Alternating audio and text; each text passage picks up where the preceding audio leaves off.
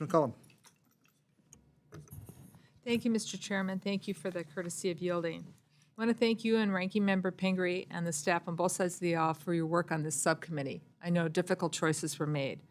I want to address some serious concerns that I find in the funding cuts and the 72 partisan writers in this bill that make me unable to support passage of this bill out of this subcommittee at this time. We won't get into all of them in great detail, but I will touch on a few. But before I do that, I want to recognize the continued nonpartisan support. Chairman Cole, Chairman Simpson, Ranking Member Pingree, Ranking Member DeLauro, and all of us who work together to uphold our tribal and trust treaty responsibilities. Even in these very contentious times, we stood united as our Interior Subcommittee leadership has for decades. And it's something that makes me proud to be an appropriator and a member of this committee. Chairman Simpson, as I said, I appreciate that you once again prioritize funding for life, health, and safety issues for Indian country. And I thank both you and the chair, the ranking member, for supporting and following through on your commitment to include advanced appropriations for the Indian Health Services for the 4th year in a row. This will continue to save lives.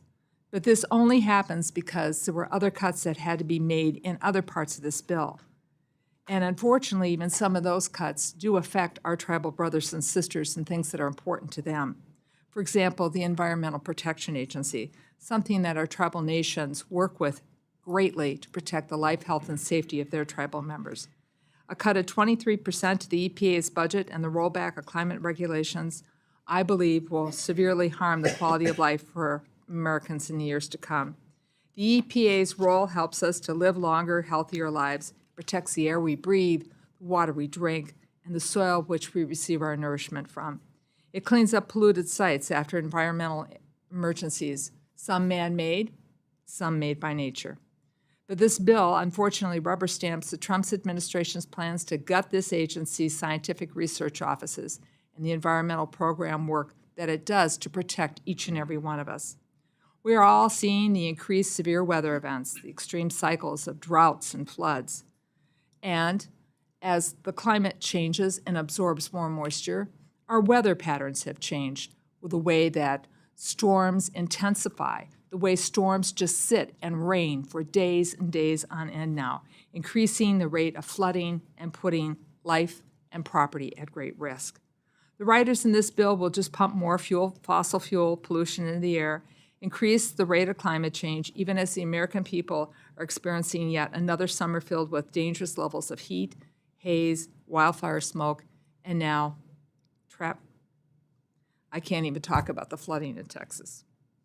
It fails to continue to confront climate change is what I'm trying to say.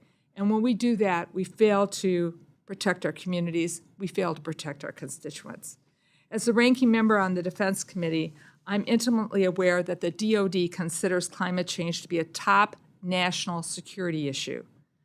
Even here at home, our national security is impacted by climate change.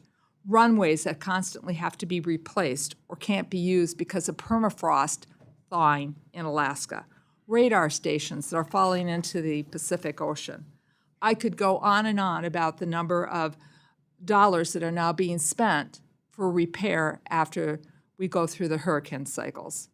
The inadequate funding in this level for the EPA to address climate change will harm our country's ability to respond to this threat today, tomorrow, and the future.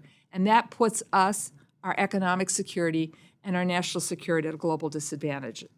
These cuts also carry immediate responses besides climate.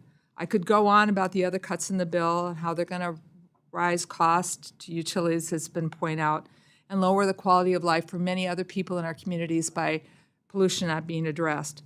But cuts to drinking water and wastewater infrastructure will shift costs to our local communities and increase rates for many.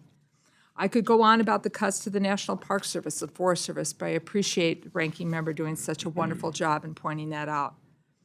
But I do want to say that the major cuts to the National Endowment of the Arts, the Humanities, the Smithsonian Museums are another blow to our cultural, our civic, and artistic exchange that is vital in living in a democratic society.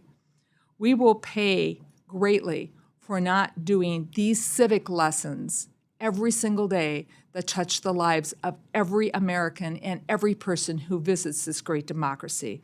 That's how we tell our story. And not to do that in a fair, free, transparent, without intimidation way is just something that I find incredulous. So, Mr. Chair, I will close with this. I can find you more money. We should work to make sure that payment in lieu of taxes goes back to the Ways and Means Committee where it originally was, because it is a tax issue. So I pledge to work with you as we move forward to make this bill better, but I also pledge to work with you in the years to come to raise the alarm of what the Ways and Means Committee, by pushing their payment in lieu of taxes in this committee, is harming our environment, our future, and the legacy we leave our children.